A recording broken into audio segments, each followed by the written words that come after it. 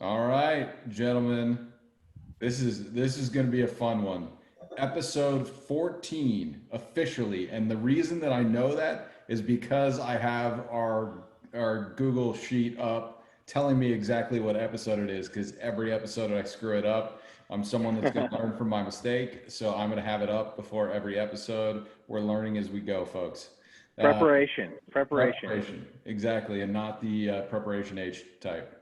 Um, we have got as they say, a murderer's row of guests today. The one and only Steve Gage is back. Yeah, welcome. He's rocking the B-52 shirt. Showing my age, huh? You're showing something. It was my first album. Yeah. That was, Nice. You know, the it vinyl. happened naturally, Steve, without the t-shirt, but it's good, brother. Me too. And then we have the one and only Andy Renda here with us. It's been a minute since I've seen his mug, so I'm happy to see his face. Both these guys are, some of our two favorites in the wine industry, and not just in the industry, two of our favorite people and friends. So we're happy to have them on, and You're here. fun. So everybody, Thanks for having us. Thank you. hold Yeah, on. thanks for joining us, guys. Yeah, Absolutely. See you guys and drink a little vino. Doesn't sound so bad for a Sunday. It is Sunday, right? Probably. it is. And And we're it is taping. noon, by the way, in California. It's fine. It's really no rules at this juncture. That's right. 7 Team years rules are like later. airport rules. If you want to wear pajamas all day, go for it. If you want to have a drink I'm at not 8 even o'clock in wearing- the morning, go for it. I don't even have fucking pants on, brother. I mean, I don't even, I didn't. It's the lovely thing about Zoom. You can So where- sleep where are anywhere you, on any Andy? floor. Yeah, It's you're in Napa at your place in Napa. I am at my apartment in Napa, but yeah, not at the Wine Thief. But I was there a few minutes ago, robbing the cupboard of a few wines for us today. Well, it's And Steve, where are you broadcasting from? I am in the backyard here in Napa. It's just too nice out to not take advantage of it. It's going to Yeah, be it's about beautiful. 78 degrees today, little breeze. Nice day to hit 7 irons, wouldn't it, Mr. Gage? The golf course has just opened Oh, as of Friday. There you go. Out there, it could happen. it's about 60 degrees and sunny here in Chicago. So when we're done, I'm gonna outside and finish this bottle. Take advantage of that. Go out for a little, Yeah. buzz walk. Don't Yeah. disappoint me, Dave. That bottle should be gone by the end of this, and you should be on to number 2. So that gives me a Well, little we've bit of got- a hint of what you're drinking, Dave. We've got a couple rosés in the fridge, so we're stocked for the afternoon. nice. Hey, Andy. So the people that are going to be watching this already know us and already know Steve. If you want to give everyone a quick, bio about you and what you got going on out in Napa. What I got going on? Well, I'm a Scorpio. I like long walks on the beach. No. Skip all this part. All right. So, for those of you who don't know me, I have been in this lovely wine business for the better part of the last 24 years.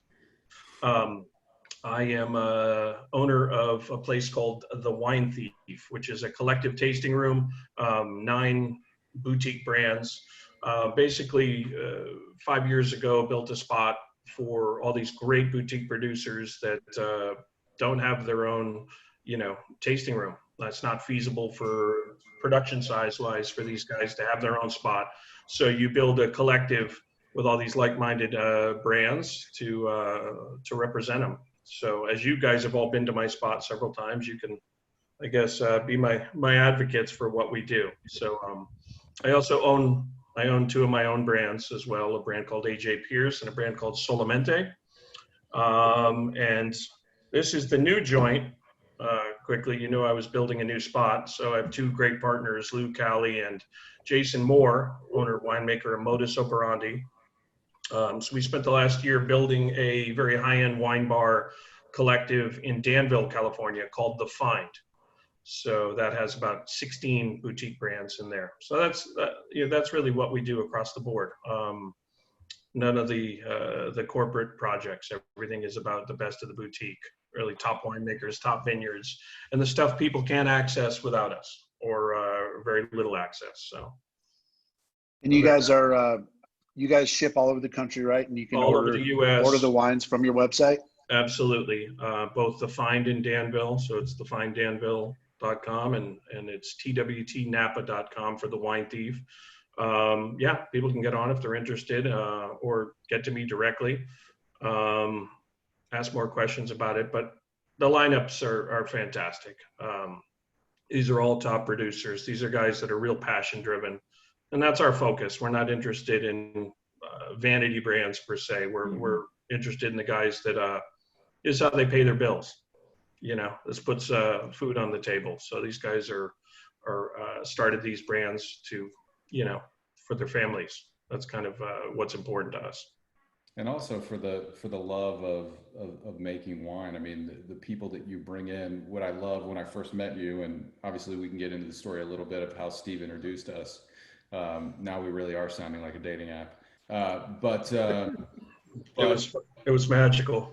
It was magical. You know, I loved that you curated everything that came into your place. Every single thing that came in there, you personally tasted. It didn't get in if it had a celebrity winemaker, if it had this or it had that. It didn't matter. If you didn't like it and you didn't feel like it was up to your standards, you didn't bring it in, period. I'm glad you're mentioning that. I mean, that is, yeah, it's really important. We're super meticulous about the kind of wines that we represent, and it goes beyond quality of product. Obviously, the wine, we have to believe in, you know, the quality of the wine, but it's the people behind the wine, the story behind the wine, right? You know, a person could come in with a great product, but to be honest, not really be passionate, you know, not really see their passion for the project, and they're really in it because they want to be part of the culture. That's not the kind of wine we bring in. Yeah, it's absolutely, you know, we're putting these lineups together. They have to have their own niche. They have to bring something to the table. And again, we have to love working with them. It's nice to have autonomy, you know, where you don't have to, you know, you can kind of select who you want to work with, right? And we're lucky enough that these guys come to us with their wines and present them. So we get to kind of go through the whole deal, the whole story. And it's been great. Not great the last few months, but great prior to that. But we'll be back. We'll be back for sure. Back with the force. Fucking A. Because, you know, one thing everybody... This is the adult station, right? Yeah. I always got to, sorry, We're everybody. drinking wine. We're drinking wine. It's not like Listen, they're Dave, I'm from Boston. Without a few F-bombs, this just doesn't feel authentic. We keep it semi, you know, right. semi PG-13. I can do but that. It is wine, so you know, we have some creative license. You know, I can't, you know, I can't count on one hand. It's probably two. The number of wines that you introduced me to that I not only bought but have continued to buy and become a fan of. So I think that's been fun. And I think if you're into wine, you're into discovery. And I think that goes for all of us. You know, every one of us can talk about the time we discovered XYZ wine and it became one of our favorites. And, you know, you want to dig deeper and learn more. You want to taste different vintages. You want to explore more. And, you know, I think you're a great conduit to introducing people to new finds. No. I appreciate it. Yeah, exploration is really what it should be about, right? I think people are naturally creatures of habit, so they find wines that they like that are safe, right? They go to their local shop and they kind of continuously buy. I ran wine shops for 8 years prior to moving to Napa, and it was just, you know, like clockwork. You watch people walk in and you go, watch this. They're going to go third aisle, take a right, 2 steps, you know, grab that same Merlot, and it's crazy. You know, there's a world of wine, not just what we have here. You know, obviously we sell, you know, domestic California wine, but you should be tasting wines from all over the world. And, you know, like food, finding out what's out there. Too easy to keep going back to the well for the same project over and over again. It's you'll also notice your palate changes, right? The more you taste. I mean, we all have these ideas that this wine is our style, or we like this, these grape varieties, and that's going to change. People figure out they like Brussels sprouts when they're 40. You should be tasting across the board for the people watching. Go outside your comfort zone a little bit.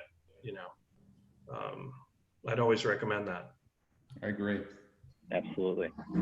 So Well said. Well said. Should we start drinking? Let's dive in. Yeah. I've already been drinking, guys. I don't know what the rules were. Was I supposed to wait on that? I mean, No. I figure if we're going to hang out together, I might as well get it going. We can. I think we can still tell stories, obviously, while we're tasting. But Yep. I think. I'm curious to hear what you have, Mr. Britz. Come on. You want me to go first? Okay. Why not? You handsome. You know what? For the crowd, though, I got to be honest. I feel a little bit cheated. I'm just a quick little segue into. You're wearing a hat, right? Yeah. And you got a dynamite head of hair. I feel like it's been so long since we've seen each other. I feel like, not giving the little salt and pepper out there for the world. It's really kind of cheating us.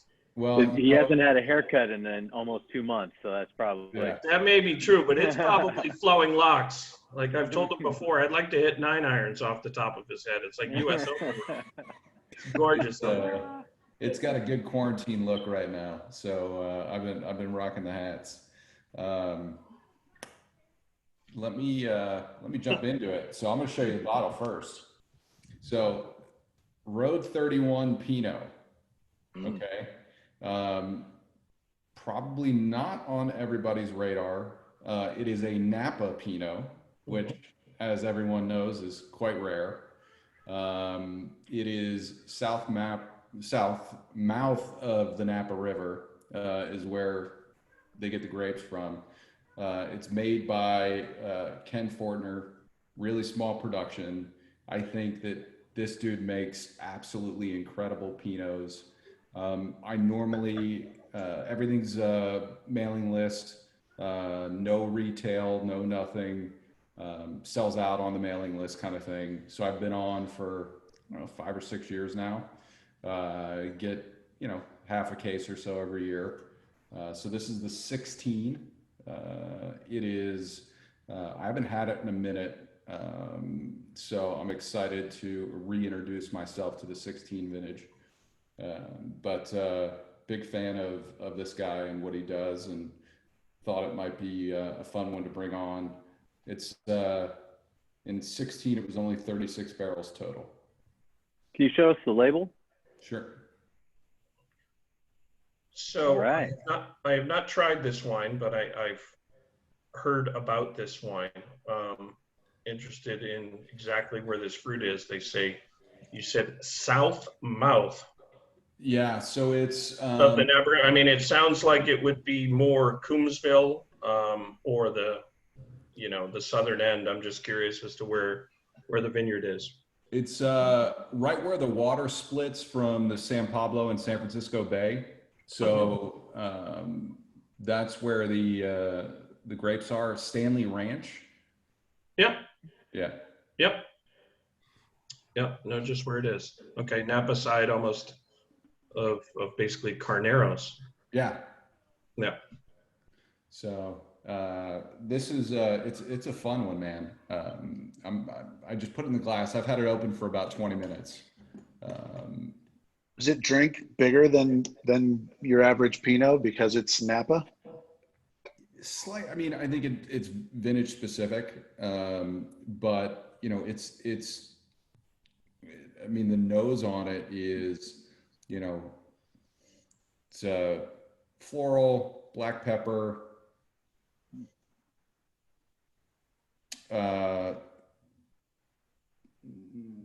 red fruit.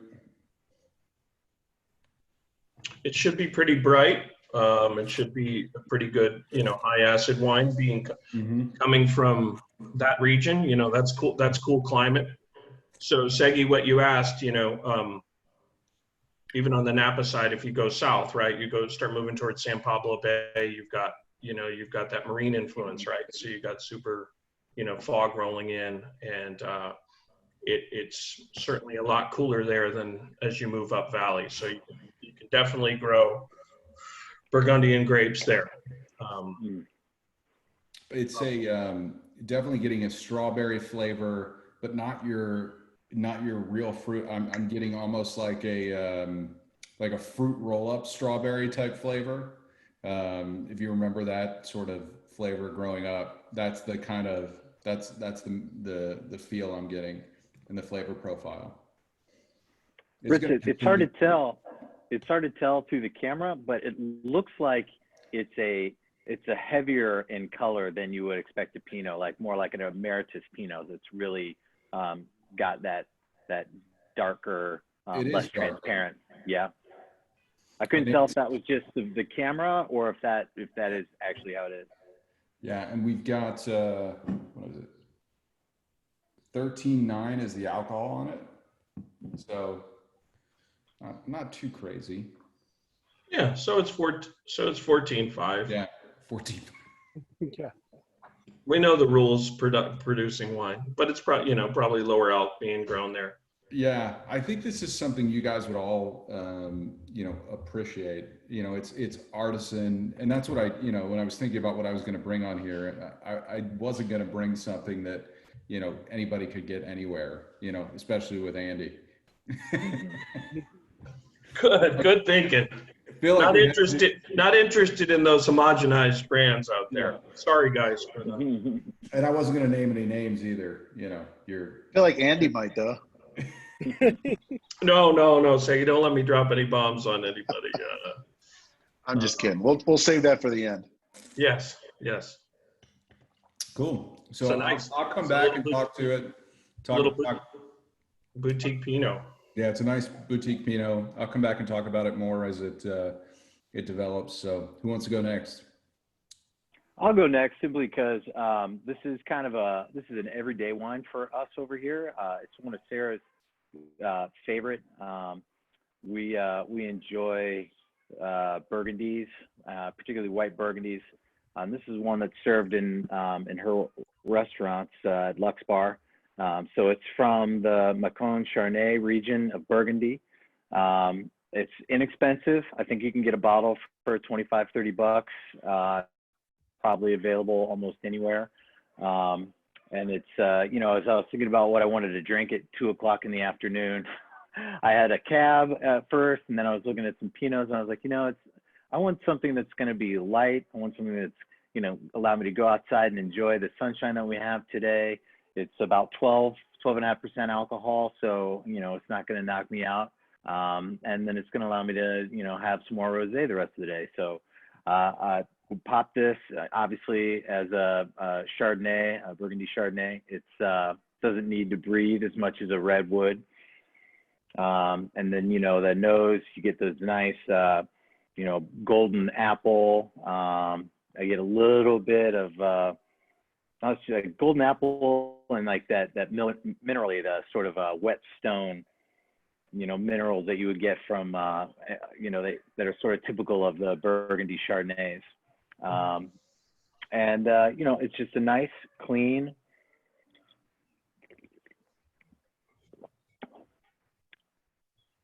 it's crisp. It's got a long finish, nice minerals. There's no oak on this. It's all 100% stainless steel. So it's just that nice fruit and the minerals that you would expect from that region.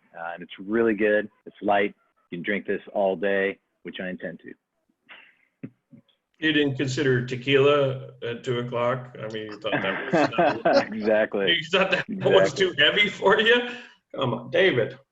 We need to talk about this. White Burgundy's never a bad idea. White Burgundy works. That's for sure. This is one of Sarah's go-tos. Working in the restaurant industry, her desk is a table in one of the restaurants with her boss, and often, 4:30, 5:00 rolls around, they find themselves with a glass of wine. And so this is one that she has quite regularly. And if I end up picking her up from work, which I like to do a lot because usually that means that I'm joining her for a glass of wine or some kind of bourbon drink. It's nice. It's a nice end of the day, every day glass wine. Well, as much as I love the stuff we make here, no one's going to argue that the French haven't figured out how to make Chardonnay.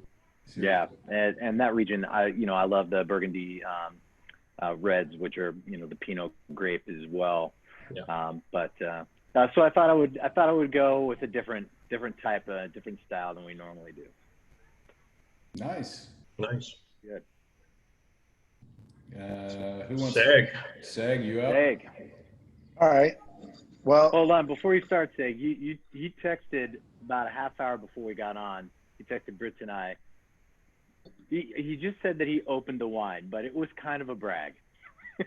I opened it. I haven't had any yet. wine. I wanted it to open up a little bit. The first wine I was going to do the AJ Pearce Cab, which is so good. It was either between that or the Syrah, and I was like, you know what? I'm going to go completely different. I don't want to do one of Andy's wines. I did one of Andy's last week with the G. But this week, I'm going with back to the well with an old favorite, the Delectus French Wedding Cab 2012. So good. Nice. So this is from Delectus, small producer out in the valley. Our boy Steve Miller used to be over there. Now I think he's over at Summerston Estates. Mm-hmm.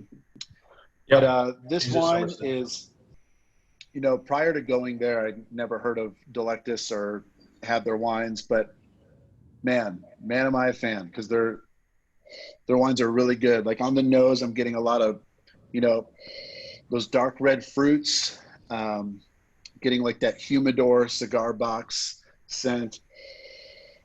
Yeah, a lot of blackberry.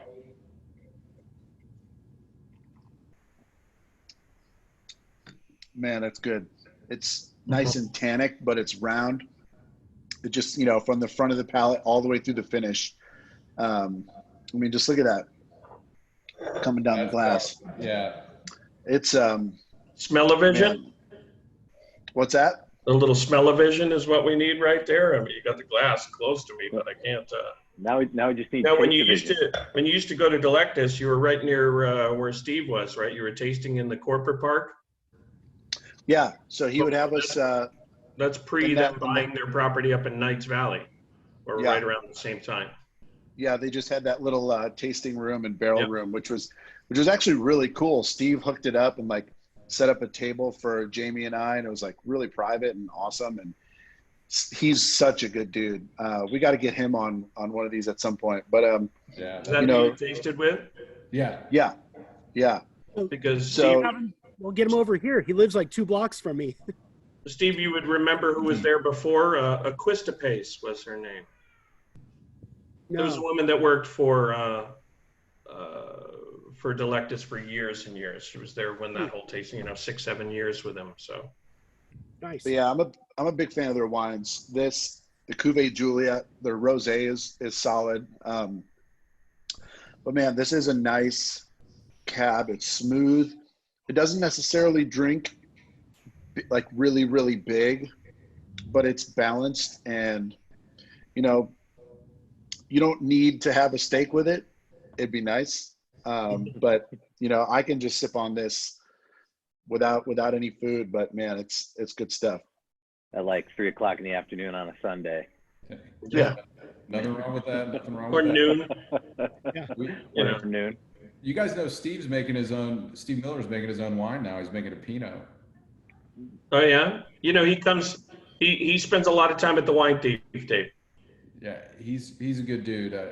He and the winemaker who was at Delectus started a Pinot label. So that's what they're doing now. I've had it. It's solid juice.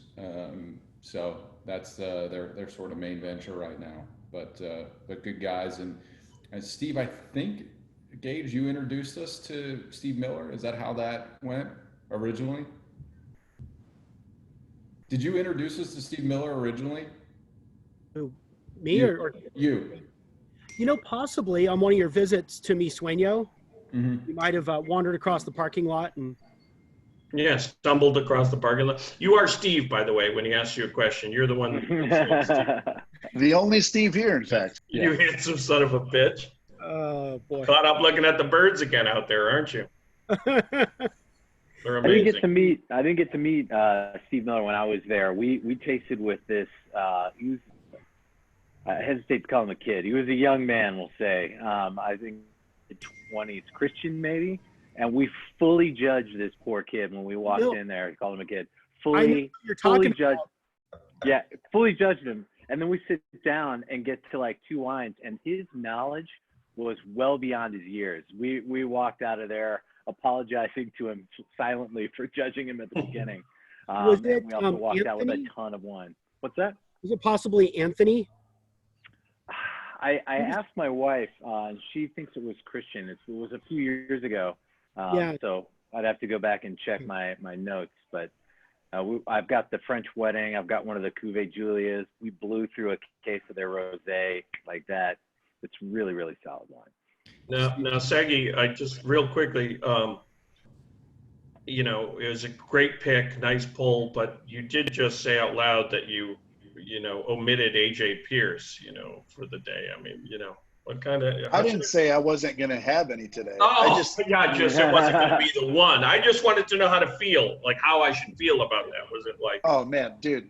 So I can vouch for several. No. I'm kidding. At the Wine Thief. No. Wine well, Thief you remember that one's mine. Wine Thief has to be a part of any trip to Napa. First of all, and second of all, the AJ Pearce wine is so good it just does not last around here. That's not one that we can sit on for a while. We get that in the fridge and it's open and enjoyed. It is very, very good. Thanks, brother. Also, I have Solamente is good. Solamente is good too. That doesn't last around I have like here 10 of these, and I only have a couple left of the AJs, so I don't want to burn through them too quick.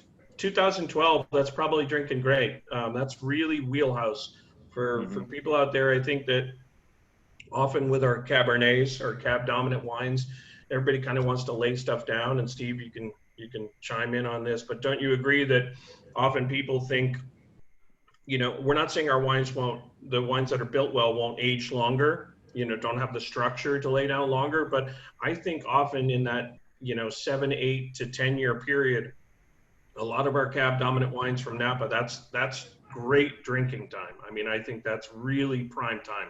You still get the fruit that makes New World, Napa wines, so exceptional, but you still get that backbone, you get that structure, you get that acidity, balance. It's got time to meld together. Often, I think too often people are laying wines down, well beyond that and wondering why the wines are on the backside of the hill. You should always be trying to catch them, towards the peak. And I'm sure that has, years left, but I would bet it's drinking incredible right now. Oh, it's really nice. I mean, it's the tannins are opening up a little bit more as it's getting some air in the glass, and it's really nice.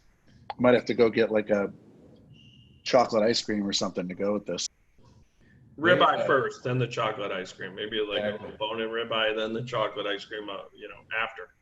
When they switched winemakers, maybe a year and a half ago, 2 years ago, they unloaded a lot of the older vintages of wine, sort of 2009 to 13. I mean, they were just getting rid of it. So we all bought as much as we could because they were selling it off really affordably.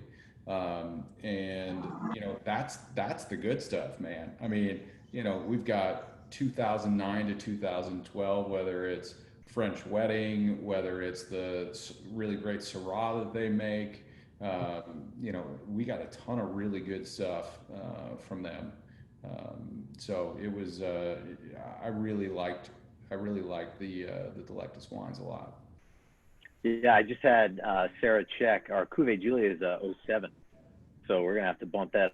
You gotta get on. You gotta get on that one. Gotta drink that one. Yeah.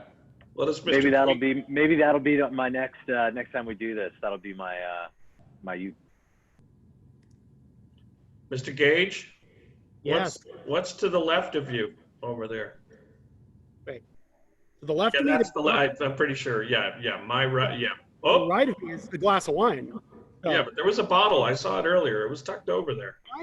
I moved it over here now. It's I imagine he has a few. If he's the man that I love, yes, he's got several. It's been a good couple of weeks, hasn't it? The excuse to just go pull a fun bottle. I'm finding that not just daily, but a couple times a day. Yeah, bottles. No. Yeah, plural. Right. Yeah. So what you got? Are we going there? Yeah, Yeah, you're up. buddy. All right. Well, I kind of woke up this morning feeling a little musical, which is funny because I'm not in the music business and you are. I had to rock my B-52 shirt because it felt like the right thing. So along with that theme, I kind of met you guys through my affiliation with Minor Winery years ago. But I thought I'd pull out an old bottle of Minor. So I don't know if you could see, the lighting is a little tough out here because it's so bright. Not to brag about California weather, but this was a wine inspired by Dave Minor's love of music and his affiliation with a guitar company, Benedetto guitars. So I thought, I haven't tried one of these in a while. So I pulled the 2008 vintage, thinking it's probably had about enough, to your point, Andy, enough bottle age that it's probably time to go. Also, I thought it would kind of be a way to honor one of the musicians that signed the bottle, great jazz player Bucky Pizzarelli, who sadly passed away a couple weeks ago. Lived well into his 90s, an amazing musician. So had some fun hanging out with him, drinking this wine on release. And, I'm always curious with some of these wines that I sold, telling folks that they had a long life ahead of them. Maybe that's the sales guy in me. It's nice to come back and know that I wasn't lying. This wine is showing beautifully. By any chance you have any of this, David, you might. I do. I don't know if you have the 2008. I don't. I've got mine's. I want to say I've got maybe a 12. Yeah. Possibly. Yeah. Am I seeing some auburn coloring in that? Yeah. I was trying to get the light in there. It's actually a little sort of brickish red, and it's a much lighter body than I would have expected from a wine that was sourced from Atlas Peak and Oakville. And Andy, maybe you can help me remember 2008. I remember it being a little cooler, wetter vintage. Yeah, actually, it was a vintage that early on was really disregarded as anything you should, or discarded as anything you should be jumping on, because remember 07 was such a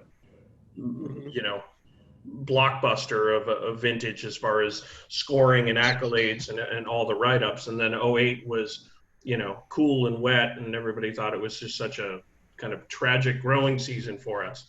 But what we found was those wines ended up being age-worthy, because fruit didn't ripen the same, but we got the guys that got good phenolic ripeness, maturity of skin, seeds, that whole thing.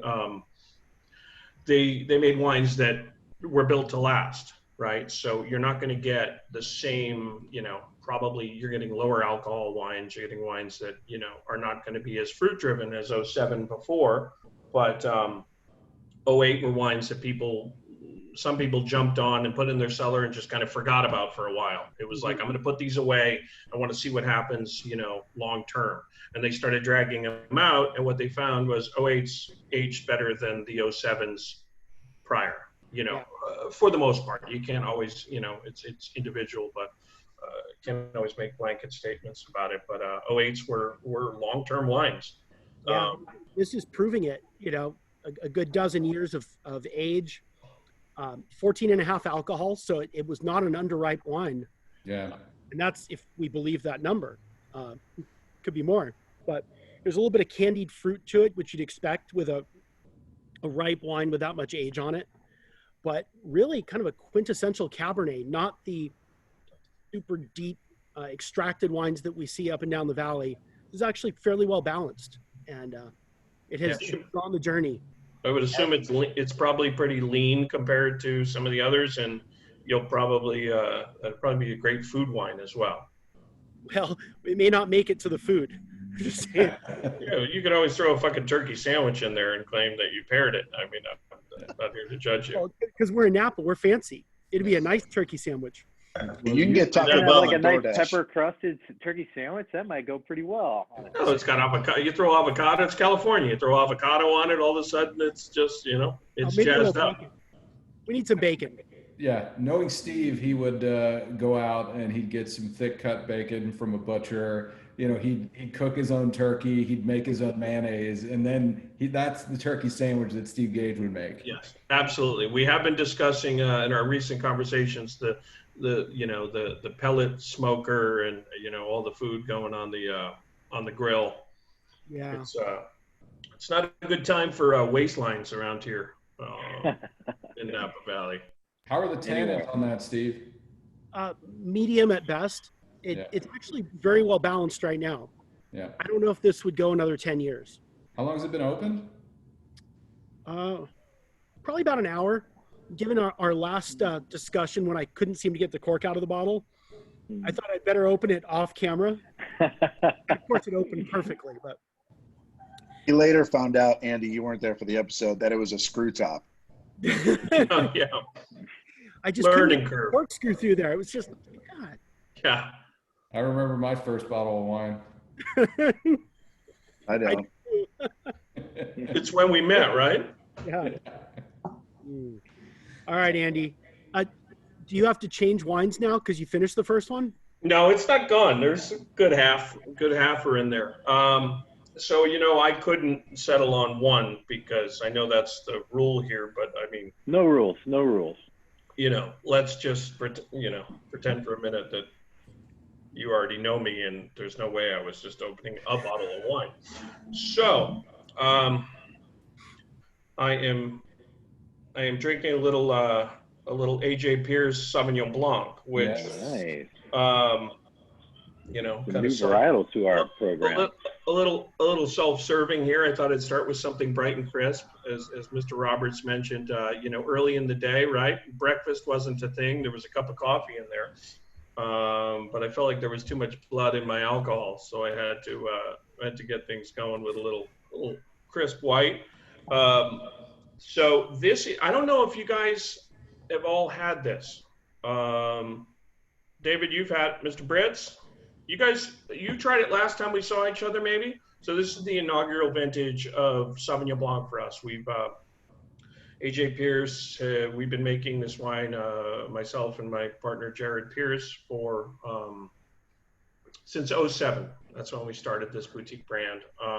And we've been red wine producers the whole time. Single vineyard Syrah and Cabernet producers.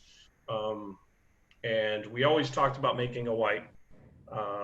You do events over the years, you do winemaker dinners, and you go, wouldn't it be nice to have a white wine? We can't serve our wine until the lamb gets served. You know what I mean? There was nothing to start, always getting somebody else's white. Also something you can bottle and bring to, fruition a lot more quickly, right? Our red wines, we do extended barrel age with all our reds. So waiting 2 to 3 years, minimum, to release all our new stuff. So this is the first time we did a Sauvignon Blanc. It's the 2018. It is from a vineyard called Kick Ranch. Kick Ranch is a beautiful property in the Fountain Grove AVA of Santa Rosa, Sonoma side. So it was once a Clydesdale ranch, and then converted to like 80 acres of fruit. And it's just a gorgeous property. So this was, when I got this opportunity to work with Kick, I jumped on the Sauvignon Blanc, and this was our first go. So half aged in stainless and half in neutral oak, what we call puncheons. So 500 to 600 liter barrels. So we're not really looking for oak influence, but what we're doing is a balance of fleshing out that palate a little bit, right? There's it's a very bright wine, high acid, very true to form for Sauvignon Blanc. And you want to kind of, I guess it's a little wine geeky, but lees stirred, so on the surly age, so on the lees, so we stir the yeast cells and fatten up the palate a little bit. So you get that texture you're looking for, that balance. You don't want just pure acid in a wine. You you'll make lemonade instead of Sauvignon Blanc. It is what's called Muscat clone. It's 100% Muscat, which is incredibly aromatic. You don't see a ton of people making straight Muscat Sauvignon Blancs. You get a lot of white peach, stone fruit characteristics. But it's become one of my favorites. It's funny, after years of doing Syrah and Cab, I find that both Jared, the winemaker, and I, we probably drink more of this than anything. Mouth-watering, bright acid. I think this is it's $35 a bottle. It's a great price point to quality. And this is golf course wine right here. This is golf course juice. I figure you're like, I probably got to hit a 7-iron, and then you go take a sip in the car to this, and you get it back, and you're like, I'll just step on an 8. I could probably get home with an 8 with this thing. A little false sense of reality right here. So that is what I'm warming up with. A whopping 200 case production, which we maybe have another 20 or 30 before we release our new vintage. And then, gentlemen, a wine that Can I ask you a question before you jump in? Yeah. So, making your first AJ Pearce White, obviously making it Sauvignon Blanc, and knowing the other, actually really great white wines that you have at the Wine Thief, did you sort of feel a little bit of pressure, bringing that in and starting that wine? I mean, whether it's Correlation or Kale or any of the other sort of lighter wines that you have, I mean, you got some really good wines that are already in there. Yeah, I don't think it's pressure per se comparatively to the other brands, but there's always pressure when you own your own brand to produce the best possible wine you can, right? I mean, no one's going to be more, critical of wine than you are of your own project, right? There's days you love your stuff. There's days you taste and you go, what the hell are we doing here? Wine is in this kind of cyclical thing. So, you go taste in the cellar, and when the wine's showing right, you're like, my God, it's singing. I wish the whole world could taste this. I could sell out tomorrow. And then days where your wine is showing awkwardly, you're like, are we insured? Burn this mother down. Burn the whole fucking thing to the ground, and we'll be good. Are we covered? But I think the pressure is more, it's more inward, that you're just trying to come up with kind of stylistically what you're looking for. We make wines we make high acid wines that are definitely food friendly, age worthy. That's kind of the goal. And varietal specific. I'm a huge proponent of Sauvignon Blanc is a high acid grape. It should be crisp, clean, and really bright. No residual sugar, no sweetness, no really fat, rounded out texture to the wine. That's not what the grape was, grown for. So I think that's a big important thing for us, trying to make a wine that is, varietal specific. I do taste too many versions of it that drink more like Viognier or towards like a light Chardonnay, and I don't really understand why you make SB to taste that way. Does that make sense? It's sort of like you manipulated the thing to taste not like what it was grown to be. I think that's an important thing. And the feedback's been great, but there's, you won't please everyone. You gotta do your best job with it. But the vineyard's really special. More than anything, we're looking for the right fruit source, right? And then you take the fruit and you have a plan, and then you try to get out of the way. Now, you said, did you get it from Kick? Is that where you said you got it from? Yeah, so Kale is actually, you mentioned Kale Anderson of Kale Wines, who's amazing. That's how I met the owner of the property. He makes Kick Ranch wines, and I kind of worked my way in and initially bought some Petit Syrah from that grower, and then got the Sauvignon Blanc, and liked it so much after our first, initial release here of 18 that I called the grower, and we got 2 or 3 more rows to up production in 19. So, I mean, that kind of tells you how excited we were about what we came up with. We literally went and almost doubled production for the following year. So pretty excited about that. When you guys are thinking about, introducing a new varietal, you guys are letting the opportunity lead the way rather than saying, oh, let's do a Pinot and then go look for some Pinot, or are you just waiting for, oh, hey, Kick Ranch has an opportunity here for us to have this Sauvignon Blanc. Let's jump on this opportunity. What's leading? Is it you guys saying we want to do this wine? I think it was years of discussing Sauvignon Blanc. If we were going to make a white, Sauvignon Blanc is a grape that we love. So it seemed like the right decision to, to find that. But then it did kind of, it was a combination, right? Then that just popped up and it was like, wow, I'm interested, started working with that particular owner or grower, and is there Sauvignon Blanc available? And then it became available, and it's like, all right, you start negotiating there. And other projects, like you're asking, I mean, may just kind of pop up. Actually, friends in the business, Steve, whomever, all these people we know might say, hey, we're making fruit from here, or I have a friend that's looking to sell some stuff, right? You might, it's a pretty close knit, environment. So you never know when somebody's going to say, hey, we've got this Cabernet or this Merlot or this, available. And then that's something you can try to jump on. But SB was the plan for years. We hadn't pulled the trigger.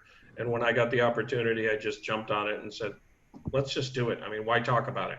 Let's make a few hundred cases of Sauvignon Blanc and see the feedback. And it's been great. It's nice to have a white.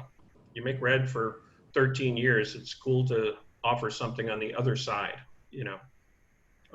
Sure. That's Looking a nice forward to trying it. Nice way to start the day. I think I'm gonna have to put an order in for that. Speaking of, Actually, yeah. Well, I should, I'll treat you guys to some stuff so you can all try it. So I should be able to send you all a little Sauvignon Blanc so you can have that at the house as the weather is getting nicer. And Solamente, Seg, you mentioned earlier, there's only a little bit of that left, I think, right? The 14 sold out for good, and there's some 13 from Griffin's Lair and the Petaluma Gap left, and I'll be kind of looking at it'll be a little hiatus. There'll be a little gap in that, and then I'll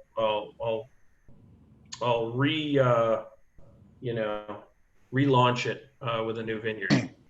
But there had to be red, and for those of you who've had this wine, you should be able to almost look at the foil and know what this is right here, because you drank a bunch of it. Oh, look at that. Mr. Brits has got it. This is the brand new Pich. That's his jam. That's his jam. That's his jam right there, but he hasn't had it. This is the 17. So part of my homework today is to taste the 2017. You like that, Steve? You like the homework? Yeah, I do. 2017 Pich Cab. This is made by my friend Julien Fayard. Incredible winemaker, big time consultant now, spent probably a decade with Philippe Melka as his, kind of director of winemaking, and has branched off, and God, I can't even follow all the projects that Julien makes now. His private project with his wife Elan is Zor, but he's probably making 15 to 20 wines now as a consultant. And Pich is, for my money, the best price point to quality boutique cab in Napa Valley. I'll go that far. I don't mind saying it. I don't care. Basically, if anyone can show me a better Cabernet, built like this for the money, I'll buy all of it. I'll take it tomorrow. So for all comers, I'll take the Pepsi challenge with you right now. This is now $49 a bottle. It's actually gone down in price, which is nuts. It was underpriced to begin with for years. It is $49 a bottle. It's been a 95-point wine from Parker. Not that that's the answer, but pretty amazing for a wine, of that price point. Mm-hmm. So this is the new 17. And as I switched to that, I poured a little in my glass as we were starting.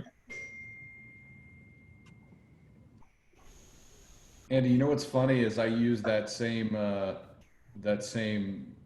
talking point when I talk about the Pich. It is the best value quality to price point that you can find. Say, I think I actually said the same thing to you. Yep. That's why I went out and bought it. I just took one sip. I mean, it's the first time tasting the new 17, which we're pretty much just releasing. The wine is, it just shows above and beyond every vintage. The structure, the fruit, aromatically on the palate, there's really nothing missing. There's no holes in this wine. There's nothing hollow about it. Great structure, good acid, good fruit. It's the wine I would tell you to put in a room. You have 30 people in a room on a Friday night. There's not one person in that room that's not going to enjoy this wine. Not one. I've never heard anyone say, geez, I was expecting something else. You know, it really is a can't miss one. We talk often about like what kind of wine maybe you would take to different kind of parties, right? Like party where there's going to be a bunch of people, or a party where it's an intimate setting, maybe some more wine aficionados. So that's a great point, right? You can take this to any situation. With dinner, without, you know, it's going to be a nice wine for the table, or you're going to just enjoy drinking it with that, you know. And it's amazing because this is a 17, and it's a super young wine, but it's certainly built in a, you know, a little more approachable manner, right? It's kind of a, I poured it, so it's had a little time in glass, and I'll watch it evolve over the next, you know, hour, but if it makes it an hour. Yeah, come on. Don't lie to us now. I saw that. Yeah, don't bullshit you. Not making it an hour. Right. And then, you know, if, God forbid, if this Le Pich goes away, I didn't want you guys to think I was, you know, slumming it in any way. So I'm then going to I'm going to do the Big Brother, which is this is actually a 2013 Perlu Tooser. Oh. And this is the last bottle I have of this particular wine. There are no others. And this is a slightly different, this is not a sipping tea on a Friday. You do not bring this to a party for 30 people. You selfishly, and if you're at the party and somebody brings that, you lock yourself in the bathroom with that person and you drink this as quickly as humanly possible so no one else gets to taste it. That is the Big Brother to Le Pich, as you guys know, I've spoiled you with, and that's a whole nother animal. That's a $210 bottle, and that's as good as it gets. So for anyone watching in the Detroit metro area, we're actually fortunate enough to have a wine shop that carries Le Pich. It's called Red Wagon Wine Shop. That's where I found it when Brits was selling me hardcore on it. Oh, so nice. I was like, I need to get out and find some. But I was going to say, Andy, of all the wines you guys offer, I think it'd be tough for me to choose between the AJ Cab and the Perlu Cab. They're both, those are my top two, and it's close. I mean, well, I appreciate it. It's nice to be in even the same discussion. Different animals, I would say, you know, kind of different price points, right? And that's an important thing, right? When you have a price. I have no idea about the price point, because when I was at your shop, it was the last stop on the day, and I gave you my credit card and said, surprise me, to which you did. You know what? If there were more people in the world, for all of you listening, this isn't what you should be doing. You should be contacting me, send me the Amex, and just be trusting, all right? We're in the nest, we're in the trust tree, whatever the fuck we're in. And we're just gonna keep the economy rolling this way. Because, you know, hey man, you delivered on every bottle. So every bottle. I remember Seggy talking about that bill cycle, and that it hurt a little bit. But then I also remember when he got the wine, he was not complaining anymore. No, we had great conversations and we tasted together, and I had a real good idea of kind of what I wanted to share with you. And look, if the way I always explain it to people, they're like, so this lineup, I'm like, well, to put it in the most clear terms, I bet my children on it. Is that like enough for, you know, the whole, like, I put my whole world in it, chips in the middle, right? So like, that's probably my best sell right there. If anyone knows me and how I feel about my little ones, I pretty much bet the farm on this lineup of wines. both here and at our new spot. So, yeah, not a lot of skill sets, but drinking's one of them. Seggy. Not just drinking, Also, suggesting and curating. yes, and it might be food too. I don't know if you guys noticed I'm a little husky. It's a glandular issue I didn't want to fucking talk about during this thing. But, don't laugh at me, Gage. I'm trying. This quarantine's really not helping out. But, I shop in the husky department. And, yeah, food, wine, or sports, you got the right dipshit at the table. I'm your guy. Hey, 2 out of 3 ain't bad, right? Come on, Chicago. You're watching The Last Dance? Are you watching The Last Dance? Of course. Who isn't watching The Last Dance? My God, right? Pretty cool. So good. So good. We were talking about Perlu earlier, and, I was going through doing some inventory, on some of the stuff as I was figuring out what I was going to drink today. And, I found some Perlu that I forgot I had. I had, because it was, it's in the fridge. I had it laying down, and I had the Tokalan in there, and that's just a couple bottles just sitting there that I'm gonna enjoy at some point, and those things are gonna be just incredible when I open them. I can't. A little better than finding $10 in your jacket pocket from the movies. Finding a couple more of too. Tokalan, So I see they're sold out on your website, right? Now we have all the 17s available. So Perlu has released all the 17 single vineyards and all their stuff. And you guys, you should take advantage of this time if you have interest, because everything's 20% off. We're certainly wanted to offer something, to the world. It's a tough time for everyone. So you jump on the site, anything you want at checkout's 20 off, and you can go have at it. Let it rip. And if you guys know how to reach me directly, any questions, anything you want. For everybody tuning in here, what's the website? It's just twtnapa.com, and that is for the Wine Thief at Napa. So thewinethiefnapa.com, TWT Napa. But I do want you to check out the new spot. That's this here, and I got to get you lids. That's the Find. If you can see TF in there, a little maze. And that's our new spot in Danville. And that has about 16 other boutique brands that you have not tried, or probably most of these brands you have not seen before. All super small production, all procured by myself and our 2 partners, and exciting. Unfortunately, we opened on March 6th, and we were shut down on March 16th. So we spent over a year building out, and about $1 million project, and we were open for 10 days, but we'll be back with a vengeance. We're keeping it rolling. We're doing, we're selling and shipping wine around the country, and we're thrilled to, to get that back up and running. It's a great list, and I know you do it with Jason, and Steve introduced me to the Modus, and I actually sent all the guys in S&C the Vicarious for Christmas this year. And, oh, nice. It's a great wine. Great wine. I had it, and again, you talk about price point to quality. I mean, just lights out. Yep. $55 wine that's a steal. Yeah. So you can't beat it. 1 for quality, 2 for price point. So you got some really great stuff.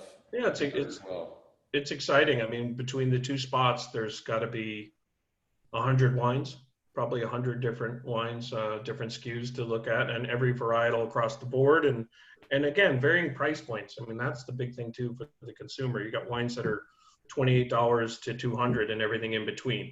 So just options. Everybody wants to have some options, and stuff that they can't find. It's a show me what I can't find deal. I always say, if you can get it without me, then you don't need me. That's kind of the deal in wine. Look at that, bang, white Burgundy. Yeah. And Steve, speaking of new stuff, Moonshine's got some exciting new stuff going on with the Petite Syrah. Can you tell us a little bit about that? You just blew my mind. That's where I was going. Remind me, I want to come back to the Pich, but we were able to get some fruit from a vineyard. Andy, you may know it, the Palisades Vineyard. Yep. up in Calistoga. It's old vine Petite Syrah that's been there for, I don't know, 40, 50, 60 years. About 11 acres left from a really storied property. And you take that fruit and put it in the hands of our winemaker, Philippe Melka. And it's pretty exciting stuff. I did get through a bottle very quickly yesterday, as it turns out. We spoke yesterday while you were opening that. Yeah, we didn't talk long, did we? Because No, I was that long.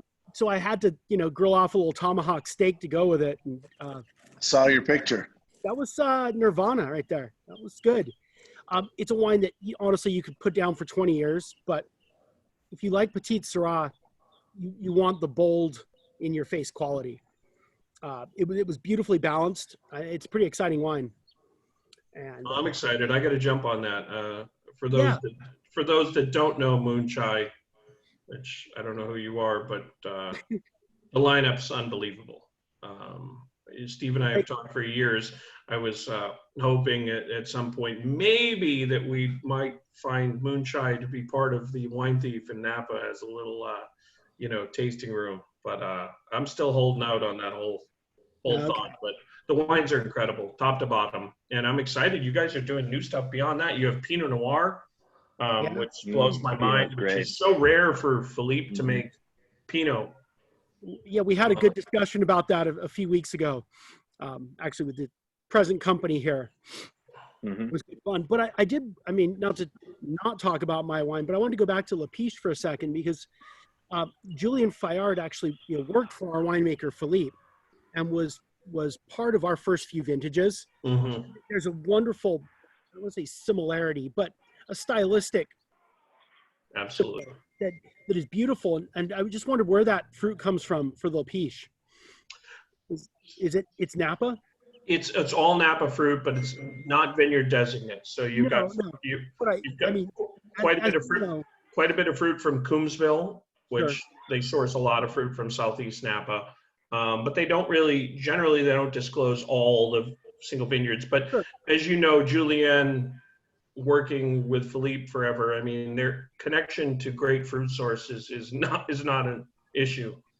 Probably a lot of Pete Richmond of Silverado Farming, as that's kind of Philippe's guy, assuming still, they work in a lot of the same vineyards. And it's, all Napa fruit. And it's just, blocks that he chooses for that. But great wine. I'm a fan. Yeah, well, you can drop off at Moone Chai anytime you'd like during this quarantine time. I'm available. I'm readily accessible and available to drink the new Pinot. Although those of you who've had the full lineup, the Howell Mountain blend, sort of Bordeaux blend, that's a lot of Merlot, right? Merlot dominant. Typically Merlot dominant. The most recent vintage is actually 60-40 Cabernet Merlot. It's Cabernet, which I'd like to try. First time ever. Oh, that's interesting. I've not tried that yet. Hi, I'm Andy. I'm right over here, and I'll be here all week. Try the veal. That typically over the years has been my favorite. I just think it's just incredible wine, and not enough people understand Merlot dominant wines. It's another one of the grapes that people think they, I don't drink Merlot. I always laugh when I hear that at the bar. I'm like, oh, really? Oh, that's perfect. And then about 3 wines in, you blind taste them on a Merlot dominant wine, and it's their favorite wine of the lineup. And you're like, it's terrific. Told you. Yeah. And but again, that goes back to what you were saying, David, about exploration. That's all, you plead with the world to do is just taste. What's the worst case scenario, right? You just taste grapes, taste different wines. You don't like it, it's like the same, we all teach our kids, right? Like, just eat the fucking broccoli. You never know. I'm sorry, but it's like, don't tell me you don't like it before you have a couple bites of it, and wine is very much the same. I think Syrah is another grape, right? You mentioned Syrah. Syrah is killed in our business all the time. It's, there's an old adage in Napa, what's the difference between Syrah and syphilis? You can get rid of syphilis. Sorry, that's what winemakers would say for years, because you know. Because they had syphilis. Because it's a cream for that. You're right, Seki. I never knew why they said it until just now. I thought there was something more intuitive. No, it's the idea, like, why would you make that grape? Nobody buys that grape. They're talking about the broad market, and it's like boutique guys can do what they want because they don't have to make, they're not making wine for 100,000 people. You know what I mean? They're making wine for 1,000 people. And they don't have to, you know, Petit Syrah is a great example with this new moonshine. You would agree, Steve, in all your time doing this, name 5 world-class Petit Syrahs, you know, in your career. I mean, we've done this same thing. Yeah. There are a few wines that ever even pop out. I mean, Vincent Arroyo. Actually, I wasn't going to mention that, but Vincent to me is like the grandfather of Petit Syrah. He's the, you know, he's it. He was sort of the benchmark for like top Petit Syrahs way back. And there's very little in the last, you know, 20 years you could even think about. There are people that focus on that. It's Right. a grape that's been forgotten, but you drink a great Petit and you're like, my God, what a special, you know, thing to drink. well, I think you wine dudes had my buddy from Davis Estates on recently, and Davis makes a Petit Syrah. They had Wine Jesus on? Yes, wine Pete? Jesus there. Pete, yeah. Pete, Pistol Pete was on here, Wine Jesus? Yeah. We owe him some vodka. With his Andy, let's say haircut? use the vodka With his too. haircut and everything? Yeah. So Oh my goodness. he makes a Petit Syrah, and of course Philippe Melka makes their wine as well. So not surprisingly, I would mention that as a great Petit Syrah, probably the best I've ever had. But what you would agree, that's a new example of it. I mean, I'm talking going back. I mean, David Fulton was a guy. I don't know if you remember that wine. Yeah, David sure, Fulton's sure. wines, right across from Michael Chiarello's spot there. Like I said, Vincent Arroyo. You know, Who I love, by the way. I love Vincent Arroyo wines. Yeah, Vincent Arroyo, Greenwood, and Rattlesnake. Those were, but Petit Syrah is an interesting thing because it's kind of lost in the whole scheme. And, you know, for the bigger market, they'd be like, why would I buy that? You know, I could buy Cabernet, and it's such a crazy thing to say. Why don't we taste the wine and have something different in your cellar? Didn't a lot of that have to do with, you know, as Cabernet grapes became more valuable, that people just were like, why am I not planting Cabernet grapes? Of course, that everything is very much economical, right? It's all based on economics, right? Cost of land. You know, the reason, it's not just because we grow world-class Cabernet grapes. It's the most valuable thing for a grower to, you know, to produce, right? It's a money situation. That's why they've torn out so many vineyards over the years and replanted to Cab that were special, you know, from Sangiovese grapes to Syrah. I mean, I've been producing wine for 13 years, and I've probably been through 5 Syrah vineyards. Every time we get a contract on a great vineyard, we have it for 2 years, and then some new company comes in and replants it to Cab. It's like, let me guess, you're going to tear it out and plant Cabernet. That's shocking. I've never heard of that before. And it's crazy because it just dilutes, you know, at some point, there aren't going to be many other, you know, vineyards and other grape varieties to source. And that's our concern, you know. Petit Syrah is a great example because Old Vine Zin and Old Vine Petit are some of the oldest vineyards we have, right? I don't know how old Palisades is, but these were planted long before anything else. And if they're still healthy, it's like, God, don't get rid of that. That's unique. Yeah, it's a special property. It used to be owned by a gentleman named Dennis Sutro. I don't know if you remember Dennis. He had a small brand called Carver Sutro. That was the other Petit Syrah I was going to mention. Stunning. But, you know, as things happen, he sold the vineyard, and the new owners put a lot of time and effort into preserving those old vines. It's a pretty special property. And then again, you let Philippe go wild and say, here, just have fun with it. Yeah, really rough drinking his wines, like dining with Thomas. It's like dining at Thomas Keller's place. You're like, I wonder if this dinner is going to be good. Yeah. Yeah, pretty good. Well, we appreciate you, both you guys join us. And Andy, we'll have to send you some of our straight no Come on, chaser you have vodka your own, stuff. you have a vodka brand? We don't. we're not quite into the winemaking yet, but we partnered up with some guys that really know what they're doing in the distillery business. I didn't know about all this. How We'll about get some of this out to you. It's time for a Are little you a vodka trading. man? I mean, listen, I'll throw the Tito's out the window right frickin' now for a little straight no chaser. Amen to that, brother. All right, yeah, we'll get. I can send this to the Wine Thief address, right? Yeah, that'd be awesome, and I'll trade with you guys. I want you to try some new SB or whatever you want. Absolutely. I Whatever you definitely want to try that exactly. SB for sure. Yeah. And we'll see. How about you do this too? How about you get me some of that, and I pour some for some local restaurants as they open, and we get it on the shelves. Well, as soon as we figure out distribution out there, we'd be happy to make that happen. Just get me the sauce. We'll put it at Cole's Chop House on the bar. All right. You know? Let's do it. Let's do it. Love it.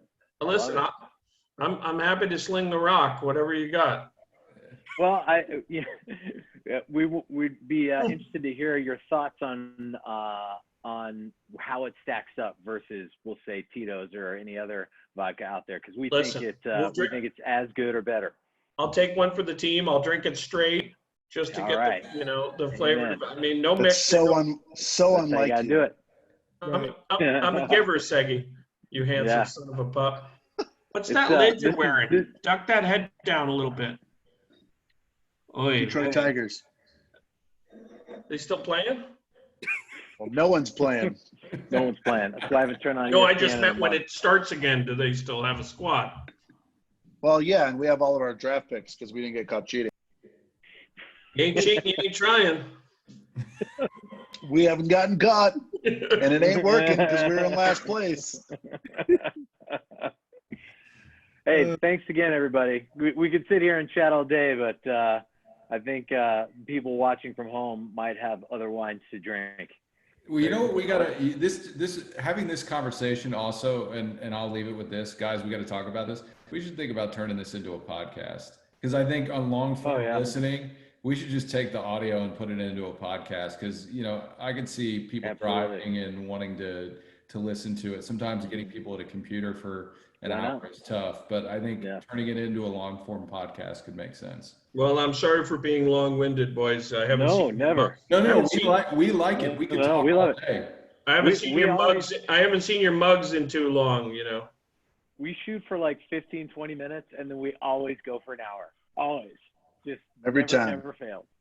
Well, you guys are great. Thanks for having me pleasure seeing on you and being advocates for the business. And I look forward. I'll send you guys some new wines to try. Love it, buddy. And I can't we'll wait to get up there. Again. Yeah. Cheers, boys. Be well. Best to your family. Napa. Cheers. We appreciate it. Salute. Cheers, guys. Thank you so much for joining us. Thanks, guys. Happy Sunday.